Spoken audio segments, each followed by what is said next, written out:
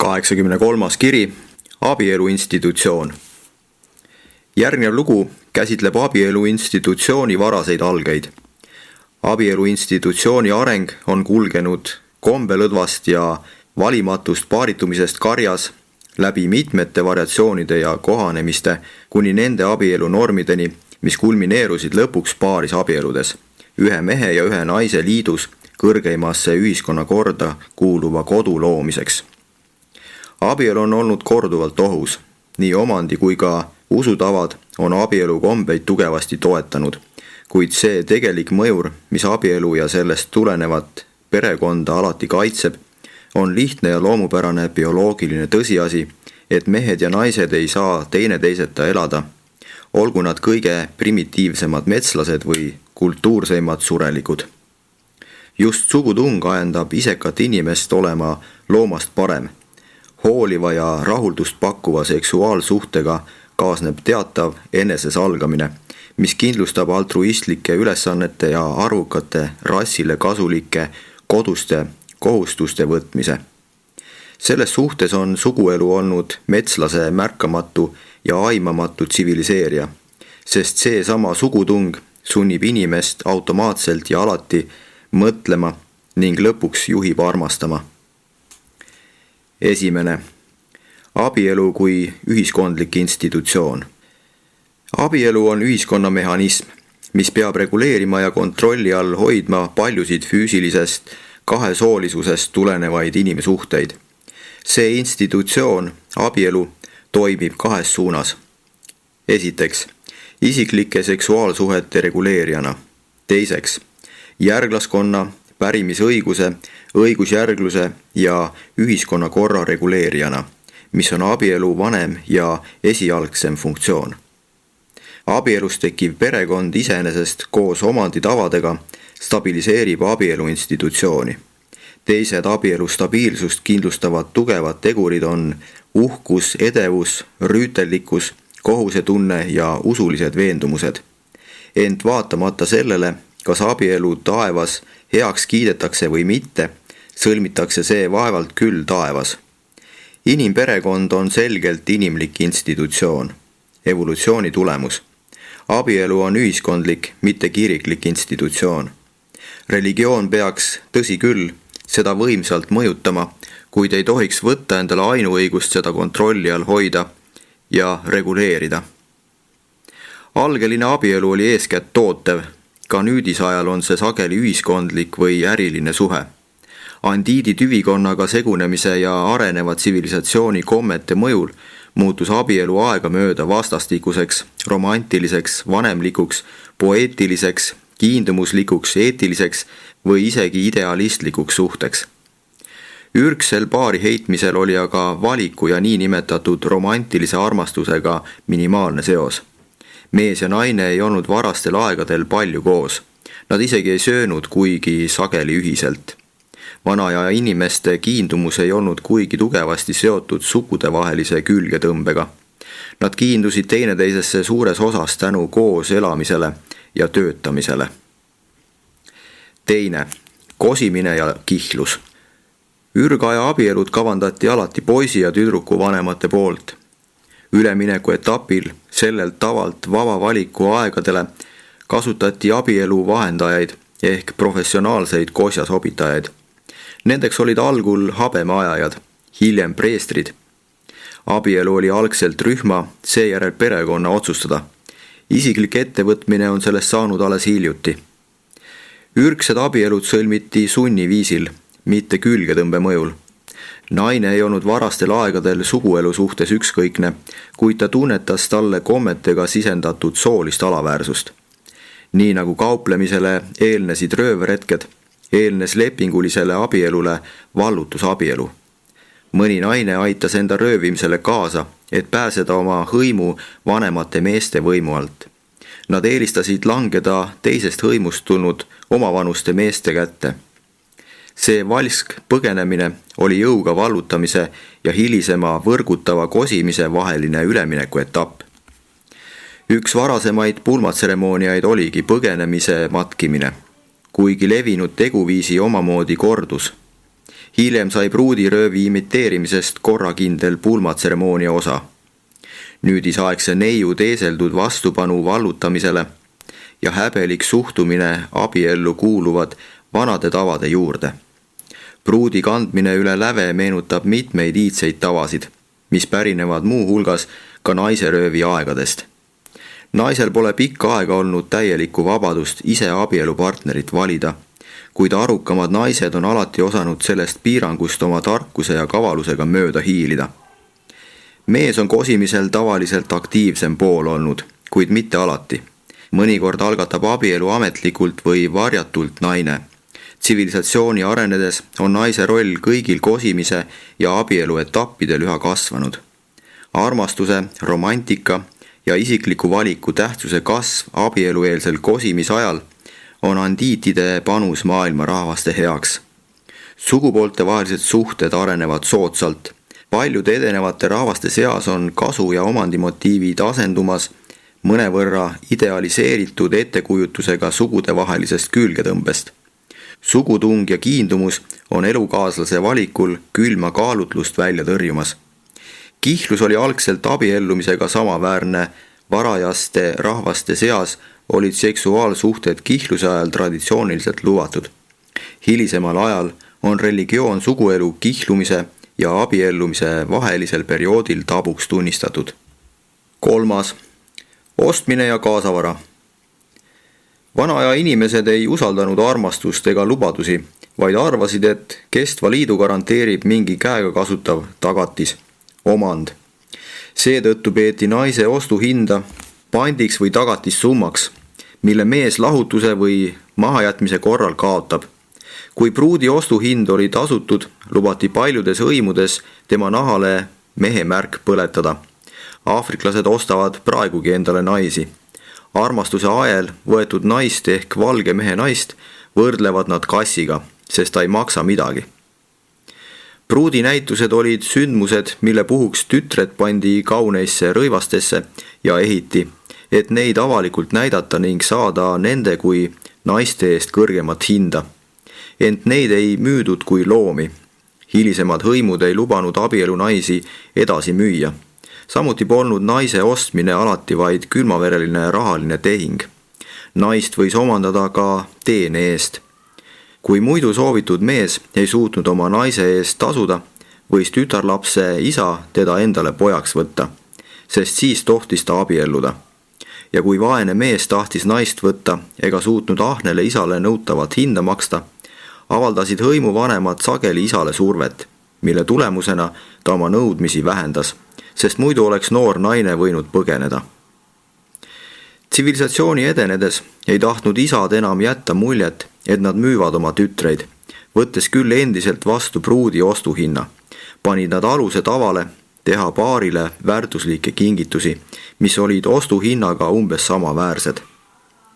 Kui hiljem ei pidanud pruudi eest enam maksma, sai neist kingitustest pruudi kaasavara. Kaasavara mõtteks oli jätta mulje pruudi iseseisvusest, näidata, et orjanaiste ja elukaaslasse kui omandi aeg on ammu möödas. Mees ei saanud kaasavaraga naisest enne lahutada, kui oli kogu kaasavara tagasi maksnud. Mõnes hõimus maksid nii pruudi kui ka peigmehe vanemad vastastikku tagatisraha, millest jäädi ilma, kui üks teise maha jättis. See oli tegelikult abielu garantii. Üleminek ostmiselt kaasavarale tähendas ka seda, et kui naine osteti, kuulusid lapsed isale, muudel juhtudel aga naise perekonnale. 4. Pulmatseremooniad. Pulmatseremooniad arenesid välja asjaolust, et abielu oli algselt kogukondlik sündmus, mitte ainult kahe inimese vahelise otsuse kulminatsioon. Paari heitmine toimus nii isiklikes kui ka rühma huvides. Vanaaja inimeste kogu elu oli ümbritsetud maagiast, rituaalidest ja tseremooniatest ning ka abielu ei olnud selles suhtes erand. Tsivilisatsiooni arenedes, kui abielusse hakati tõsisemalt suhtuma, muutus pulmatseremoonia üha uhkeldavamaks. Varane abiellumine oli nagu tänapäevalgi seotud omandi huvidega ja nõudis seetõttu seaduslikku tseremooniat ning hiljem sündivate laste sotsiaalse staatuse huvides võimalikult laia avalikustamist. Ürginimesel ürikuid ei olnud, seetõttu pidi abiellumistseremoonial olema palju tunnistajaid. Algul meenutas pulmatseremoonia rohkem kihlust ja seisnes vaid avalikus teatamises kavatsusest hakata koos elama. Hiljem sai see ametlikuks ühiseks söömaajaks. Mõnes hõimus viisid vanemad lihtsalt tütre tema mehe juurde. Teistel juhtudel oli ainus tseremoonia ametlik kingituste vahetamine, mille järel pruudi isa andis pruudi peigmehele üle. Paljud Vahemere idaranniku rahvad loobusid igasugusest formaalsusest ja abielu teostus seksuaalsuhete kaudu. Punane inimene oli esimene, kes arendas välja keerulisemad pulmatseremooniad. Lastetust kardeti väga ja et viljatuse põhjuseks peeti vaimude tempe, hakati abiellumist seostama ka teatavate maagiliste või usutseremooniatega, mis pidid tagama viljakuse. Õnnelikku ja viljakat abielu püüti kindlustada paljude võluvahenditega. Nõu peeti isegi astroloogidega, et määrata kindlaks abielupoolte sünnitähed. Mõnda aega oli jõukate inimeste pulmades tavaliseks kombeks inimohvreid tuua. Abiellumiseks püüti leida õnnelik päev. Kõige soodsamaks pulmapäevaks peeti 4 päeva, kusjuures eriti suurt õnne tõid arvatavalt täiskuu ajal peetud pulmad. Paljudel Lähis-Ida rahvastel oli tavaks puistata pruutpaar üle teradega. See oli maagiline riitus, mis pidi kindlustama viljakuse. Mõned idamaa rahvad kasutasid selleks riisi. Tuld ja vett peeti parimateks vahenditeks tontide ja kurjade vaimude vastu. Seetõttu kuulusid pulmade juurde altarituled ja süüdatud küünlad, samuti püha vee piserdamine ristimiseks. Pikka aega tavatseti määrata vale pulmapäev ja siis sündmus äkki edasi lükata, et tonte ja vaime eksitada.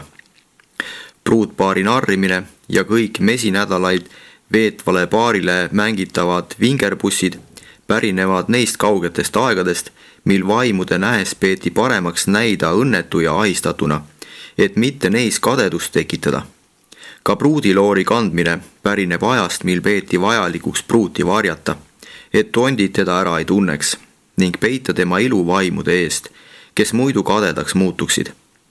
Pruudi jalad ei tohtinud enne tseremooniat maad puudutada. Ka 20. sajandil on kristlike kommete järgi ikka veel tavaks, et sõiduki astmest kiriku altarini katab maad vaip. Üks iidsemaid pulmatseremooniaid oli lasta preestril pulmavoodit õnnistada, kindlustamaks liidu viljakust. Seda tehti ammu enne ametlikke pulmarituaale. Pulmakommete sellel arenguastmel pidid pulmakülalised öösel rivis läbi magamistoa minema, et olla abielu teostumise seaduslikeks tunnistajateks. Vaatamata kõigile abielueelsetele katsetele mõni abielu siiski ebaõnnestus. See sundis ürginimest otsima ebaõnnestumise vastu kaitset ja juhtis teda preestrite ja maagia juurde. Säärane areng kulmineerus otseselt nüüdisaegsetes kiriklikes laulatustes. Pikka aega oli levinud seisukoht, et abielu seisneb vaid lepingu sõlminud vanemate, hiljem pruutpaari kokkuleppes. Viimased 500 aastat on aga kirik ja riik võtnud abielu oma jurisdiktsiooni alla ja pidanud enda õiguseks abielu ametlikuks kuulutada. 5. Mitmikabielud. Abielu varases ajaloos kuulusid vallalised naised hõimumeestele. Hiljem oli naisel korraga vaid üks mees. See üks mees korraga tava oli karja valimatust suguelust esimene sammuke edasi. Kuigi naisel võis olla suhe vaid ühe mehega, tohtis tema mees niisuguse ajutise suhte soovi korral katkestada. Ent need lõdvalt reguleeritud ühendused olid esimene etapp üleminekul karjaelult paarikaupa elamisele. Abielu sellel etapil kuulusid lapsed tavaliselt emale. Järgmine samm paari heitmise arengus oli rühmaabielu. See abielu kogukondlik etapp oli areneva perekonnaelu vaheetapp, sest abielu suhted polnud veel nii tugevad, et paari suhted oleksid püsivaks muutunud. Sellesse rühma kuulusid ka vendade ja õdede vahelised abielud. Ühe pere 5 venda abiellus teise pere 5 õega. Kogukondliku abielu lõdvemad vormid arenesid kõikjal maailmas järk-järgult erinevat tüüpi rühmaabieludeks. Need rühmaabielud allusid suures osas tootemi kommetele. Aegamööda, kuid kindlalt kujunes välja perekonnaelu, sest suguelu ja abielu seadused, mis kindlustasid laste väiksema suremuse, soodustasid hõimu enda püsima jäämist. Arenenumates hõimudes asendusid rühmaabielud järk-järgult uute, tekkivate polügaamiliste tavadega, mitme naise ja mitme mehe pidamisega, kuid mitme mehe pidamine ei olnud kunagi üldlevinud, vaid piirdus tavaliselt kuningannade ja rikaste naistega. Edaspidi olid sellised suhted tavaliselt perekonnasisesed. Mitmel vennal oli ühine naine. Kastide ja majanduslike piirangute tõttu pidi mitu meest leppima sageli ühe naisega. Ka sel juhul võis naine abielluda vaid ühe mehega, teisi taluti vaid ühiste järglaste onudena. Juudi komme, mis nõudis, et mees elaks koos oma surnud venna lesega ja oma venna seemet üles kasvataks, oli vanal ajal levinud enam kui pooles maailmas. See tava pärines ajast, mil abielu oli rohkem perekonnaasi kui üksikisikute ühendus. Mitme naise pidamise institutsioon tunnistas erinevatel aegadel 4 liiki naisi. Esiteks, ametlikud ehk seaduslikud naised. Teiseks, armastusest ja kokkuleppe alusel võetud naised. Kolmandaks, kõrvalnaised, lepingulised naised. Neljandaks, orjanaised. Tõeline mitme naise pidamine, mille puhul kõigil naistel oli võrdne positsioon ja kõik lapsed olid võrdsed, on olnud väga haruldane. Ka mitmikabielude puhul on olnud põhinaine, ametlik kaaslane, kodus tavaliselt tähtsaim. Rituaalne pulmatseremoonia viidi läbi vaid temaga ja pärimisõigus oli ainult selle ostetud või kaasavaraga naise lastel, kui polnud muud kokkulepet. Ametlik naine ei tarvitsenud olla armastusest võetud. Varastel aegadel ta tavaliselt seda polnudki. Armastatud naine ehk armsam ilmus alles siis, kui rassid olid üsna kaugele arenenud, nimelt pärast arenevate hõimude segunemist nodiitide ja adamiitidega. Tabu naisest, seadusliku positsiooniga naisest, tekkis kõrvalnaiste pidamise komme. Selle järgi tohtis mehel olla ainult üks naine, kuid ta võis olla seksuaalsuhetes ükskõik kui paljude kõrvalnaistega. Kõrvalnaiste etapp oli vaheetapp teel monogaamiale. Esimene samm edasi otsesest mitmiknaise pidamisest. Juutide, roomlaste ja hiinlaste kõrvalnaised olid väga sageli ametliku naise teenijad. Näiteks juudid pidasid hilisemal ajal seaduslikku naist kõigi tema abikaasa laste emaks. Mitme naise pidamisele aitasid suuresti kaasa vana aja tabud, mis keelasid suguelu raseda või imetava naisega. Ürgaja naised vananesid väga kiiresti, sest sagedastele rasedustele lisandus raske töö. Need ülekoormatud naised suutsid ellu jääda vaid seetõttu, et ajal, mil nad parajasti rasedad polnud, pidid nad iga kuu 1 nädala isolatsioonis veetma. Naine väsis sageli laste sünnitamisest ja palus oma meest võtta teine ning noorem naine, kes aitaks nii lapsi sünnitada kui ka koduseid töid teha. Vanemad naised tervitasid seetõttu uusi naisi rõõmuga. Midagi sugudevahelise armukadeduse taolist ei tuntud. Naiste arvu peres piiras ainult mehe suutlikkus neid ülal pidada. Rikkad ja võimekad mehed soovisid endale palju lapsi ja et laste suremus oli väga kõrge, vajasid nad suure perekonna loomiseks tervet hulka naisi. Paljud haaremi naised olid üksnes töörügajad orjanaised. Inimese tavad arenevad väga aeglaselt. Haaremi eesmärgiks oli moodustada trooni toetuseks tugev ja arvukas veresugulaste hulk. Üks hõimujuht saatis oma haaremi äkki laiali, sest oli veendunud, et ta peaks piirduma vaid ühe naisega. Rahulolematud naised läksid oma kodudesse ja nende solvatud sugulased tormasid juhile kallale ja lõid ta maha. 6. Tõeline monogaamia, paarisabielu. Monogaamia on monopol. See on hea neile, kes selle soovitud seisundini jõuavad, kuid kaldub tekitama bioloogilisi raskusi neile, kellel ei ole seda õnne olnud. Ent kui jätta arvestamata monogaamia mõju indiviidile, on see laste jaoks kindlasti parim variant. Varaseim monogaamia tekkis asjaolude vaesuse sunnil. Monogaamia on kultuuriline ja ühiskondlik, kunstlik ja ebaloomulik nähtus. Ebaloomulik arenevale inimesele. Puhtamate nodiitide ja adamiitide jaoks oli see täiesti loomulik suhe. Samuti on see omanud suurt kultuurilist väärtust kõigi arenenud rasside hulgas. Kaldea hõimud tunnistasid naise õigust võtta oma mehelt abielueelne tõotus, et ta ei luba endale teist naist ega kõrvalnaist. Nii kreeklased kui ka roomlased eelistasid monogaamset abielu. Esivanemate kummardamine on alati monogaamiat soodustanud, nagu ka kristlaste viga pidada abielu sakramendiks. Isegi elatustaseme tõus on rääkinud järjekindlalt mitmenaise pidamise vastu. Miikali Urantiale saabumise ajaks oli peaaegu kogu tsiviliseeritud maailm teoreetiliselt monogaamiani jõudnud. Ent passiivne monogaamia ei tähendanud, et inimkond oli tõelist paarisabielu elama harjunud.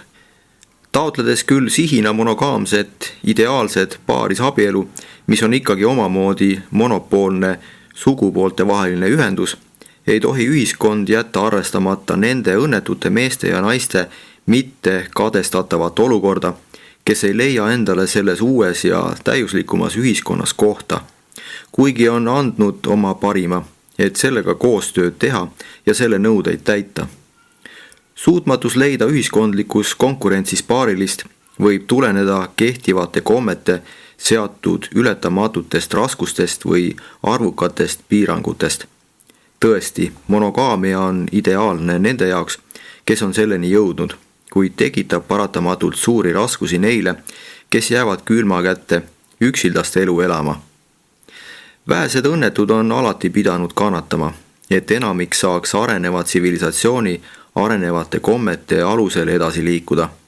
Ent eelisolukorras enamus peaks olema alati heatahtlik ja osavõtlik nende vähem õnnelike suhtes, kes maksavad kõrget hinda selle eest, et neil pole õnnestunud pääseda nende ideaalsete seksuaalpartnerite ridadesse, kes võivad areneva ühiskonna kõrgeimate normide loal rahuldada kõiki bioloogilisi tunge. Monogaamia oli, on ja jääb inimese seksuaalse arengu idealistlikuks sihiks. See tõelise paarisabielu ideaal hõlmab eneses algamist ja seetõttu ebaõnnestubki nii sageli. Sest ühel või mõlemal abielu poolel puudub suurim kõigist inimlikest voorustest, karm enesekontroll. Monogaamia on mõõdupuu, millega mõõdetakse sotsiaalse tsivilisatsiooni edenemist, eristades seda puhtbioloogilisest evolutsioonist. Monogaamia ei tarvitse olla bioloogiline ega loomulik, kuid on vältimatu sotsiaalse tsivilisatsiooni otseseks säilitamiseks ja arenguks. See annab tunnetele delikaatsust, viimistleb kõlblust ja kindlustab vaimse kasvu, mis on polügaamia puhul täiesti võimatu. Naisest ei saa kunagi ideaalset ema, kui ta on pidevalt sunnitud oma mehe armastuse võitmiseks konkureerima. Paarisabielu soodustab ja edendab seda lähedast mõistmist ja tõhusat koostööd, mis on parim vahend vanemate õnneks, lapse heaoluks ja ühiskonna tegusamaks toimimiseks. Toore sunniga alanud abielu areneb järk-järgult suurepäraseks oma kultuuritaseme tõstmist, enesekontrolli ja eneseväljenduse täiustamist ning soo jätkamist soodustavaks institutsiooniks. 7. Abielu lahutamine. Abielu kommete varases arengus oli abielu vaba liit, mida sai soovi korral lõpetada, kusjuures lapsed läksid alati emaga kaasa. Ema ja lapse vaheline side on instinktiivne ja see on toiminud kommete kõigil arenguastmetel. Ürgrahvaste seas osutusid vaid umbes pooled abielud rahuldavaks. Kõige sagedasem lahkumineku põhjus oli viljatus, milles süüdistati alati naist. Usuti, et lastetud naised muutuvad vaimumaailmas maoks. Ürgseimate kommete kohaselt lahutati abielu ainult mehe soovil ja need normid on püsinud mõne rahva seas 20. sajandini. Kommete arenedes kujunes mõnes hõimus 2 abielu vormi. Tavaline abielu, mida tohtis lahutada, ja preestri sõlmitud abielu, mida lahutada ei lubatud. Naise ostmine ja kaasavara kasutuselevõtt vähendasid lahkuminekuid suuresti, sest abielu purunemisega kaasnes nüüdsest varaline kahju. See iidne omanditegur aitab tõepoolest ka paljusid praegusi liite stabiliseerida. Ühiskondliku positsiooni ja omandiõiguste sotsiaalne surve on alati aidanud abielu tabusid ja kombeid alal hoida. Abielu on ajastute vältel pidevalt edasi arenenud ja tal on nüüdisaegses maailmas kõrge koht. Vaatamata sellele, et seda ründab ähvardavalt rahulolematus, mis valitseb nende rahvaste seas, kes omistavad suurt tähtsust isiklikule valikule, uuele vabadusele. Neid kohanemishooge ilmneb edumeelsemate rasside seas ühiskonna järsult kiirenenud evolutsiooni tulemusena, kuid vähem arenenud rahvaste abielu õitseng jätkub ja isegi täiustub aegamööda vanemate kommete toel. Vanema ja ammu juurdunud omandi motiivi uudne ja äkiline asendumine abielus ideaalsema, kuid äärmiselt individualistliku armastuse motiiviga on abielu institutsiooni paratamatult ajutiselt destabiliseerinud. Inimese abiellumismotiivid on olnud tegelikult abielu moraalist alati tunduvalt kõrgemad ja 19. ning 20. sajandil on õhtumaa abielu ideaal enesekesksest ja vaid osaliselt kontrolli all hoitud sugutungist äkki tunduvalt ette jõudnud. Igas ühiskonnas näitab vallaliste suur arv kommete ajutist kokkuvarisemist või üleminekuperioodi. Abielu tõeliseks proovikiviks on olnud kõigil ajastutel see pidev lähedus, mis on igasuguses perekonna elus möödapääsmatu. 2 ära hellitatud ja rikutud noort, keda on kasvatatud igale soovile järele andma ning oma eneseuhkust ja egot täielikult rahuldama, võivad vaevalt loota, et nende abielu ja kodu loomine eriti õnnestub. Tähendab see ju eluaegset ennast salgavat partnerlust, kompromisse, andumust ja isetut pühendumist laste kasvatamisele. Nüüdisaegsete õhtumaa rahvaste lahutusi põhjustab üha enam abielueelset armusuhet mõjutav avar kujutlusvõime ja idealistlik romantilisus, mida komplitseerib veelgi naise suurem isiklik vabadus ja majanduslik sõltumatus. Iga lahutus, mis tuleneb enesekontrolli puudumisest või oskamatusest oma isiksust normaalselt kohandada, viib vaid otse tagasi nende algeliste ühiskonnaetappideni, millest inimene on alles hiljuti suure isikliku ängistuse ning rassi kannatuste hinnaga kõrgemale tõusnud. Ent senikaua, kui ühiskond ei anna lastele ja noortele õiget haridust, senikaua kui ühiskonnakord ei näe ette küllaldast abielueelset koolitust ja kuni abiellu astumisel jääb otsustajaks noorte rumal ja ebaküps idealism, jäävad lahutused veel valdavaks. Kui ühiskonnarühm ei suuda kindlustada noorte ettevalmistamist abieluks, peab lahutus toimima ühiskonna kaitseventiilina, mis hoiab arenevate kommete kiire kasvu ajajärkudel ära veelgi halvemad olukorrad. Näib, et vanaja inimesed võtsid abielu peaaegu niisama tõsiselt kui mõned praegused rahvad ja ei paista, et paljud kiirustades sõlmitud ning ebaõnnestunud tänapäeva abielud oleksid suurt paremad iidsetest tavadest, mis andsid noortele meestele ja naistele õiguse paari heita. Nüüdisühiskonna tohutu ebajärjekindlus seisneb selles, et armastust ülistatakse ja abielu idealiseeritakse, kuid mõlema põhjalikku uurimist ei kiideta heaks. 8. Abielu idealiseerimine. Koduga kulmineeruv abielu on tõepoolest inimese ülevaim institutsioon, kuid see on sisuliselt inimomane, seda ei oleks kunagi tohtinud sakramendiks nimetada. Setiidi preestrid tegid abiellumisest usurituaali, ent pärast Edenit püsis paari heitmine 1000 aastaid puht ühiskondliku tsiviilinstitutsioonina. Inimühenduste võrdlemine jumalike ühendustega on väga ebaõnnestunud. Mehe ja naise liit abieluks ning kodu loomiseks on arenevate maailmade surelike aineline funktsioon. Mehe ja naise siirad inimlikud pingutused edenemiseks võivad, tõsi küll, vaimset progressi üsna palju edasi viia, kuid see ei tähenda, nagu oleks abielu tingimata püha. Vaimse edenemise toob inimese siiras edasipüüd muudel tegevusaladel. Abielu ei saa päriselt võrrelda ka kohandaja ja inimese vahelise suhtega ega Kristus Miikali ja tema inimestest vendade vendlusega. Need suhted on vaevalt küll millegi poolest võrreldavad naise ja mehe ühendusega. On väga kahetsusväärne, et inimeste väär ettekujutus neist suhetest on tekitanud abielu staatuse osas nii palju segadust. Samuti on kahetsusväärne teatud surelike rühmade seisukoht, et abielu sõlmitakse jumaliku teoga. Need uskumused viivad otseselt sellele, et abielusuhet peetakse lahutamatuks, olenemata olukorrast või poolte soovist. Kuid juba abielu lahutamise fakt iseenesest näitab, et Jumalus ei osale selle liidu ühendamises. Kui Jumal on kord kaks asja või isikut ühendanud, jäävad nad kokku seniks, kuni Jumal käsib nad lahutada.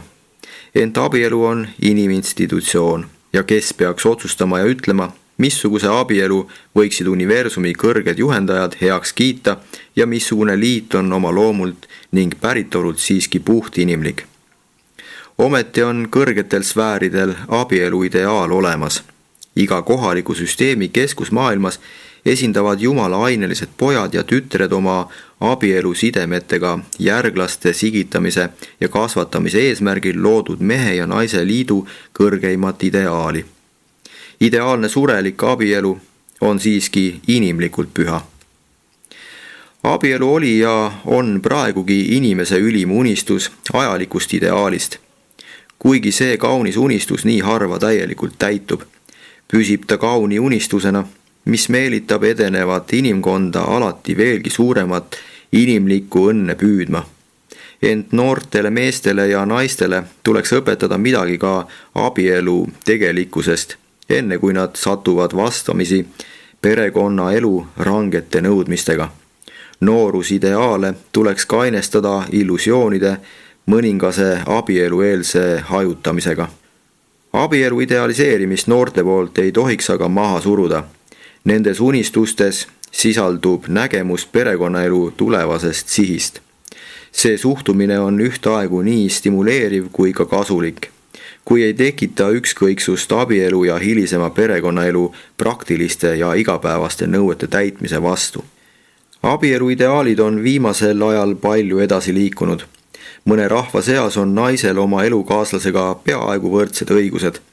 Perekond on saamas, vähemalt põhimõtteliselt, ustavaks partnerlussuhteks, järglaste kasvatamise eesmärgil, millega kaasneb seksuaalne truudus. Ent ka see abielu uuem variant ei tarvitse jõuda nii kaugele äärmusesse, et annab abikaasadele vastastikuse monopoolse õiguse teineteise kogu isiksusele ja isikupärale. Abielu ei ole vaid individualistlik ideaal, see on mehe ja naise arenev sotsiaalne partnerlus, mis eksisteerib ja toimib praeguste kommete järgi, piiratuna tabudest ja alludes ühiskonna seadustele ja korrale. 20. sajandi abielud on varasemate ajajärkudega võrreldes kõrgemal tasemel, vaatamata sellele, et koduinstitutsioon on praegu tõsiselt proovile pandud probleemide tõttu, mida on ühiskonna korraldusele tekitanud nii ootamatult ja tormakalt naisele antud vabadused. Õigused, mis talle varasemate põlvkondade kommete pikaldase arengu käigus nii kaua keelatud olid.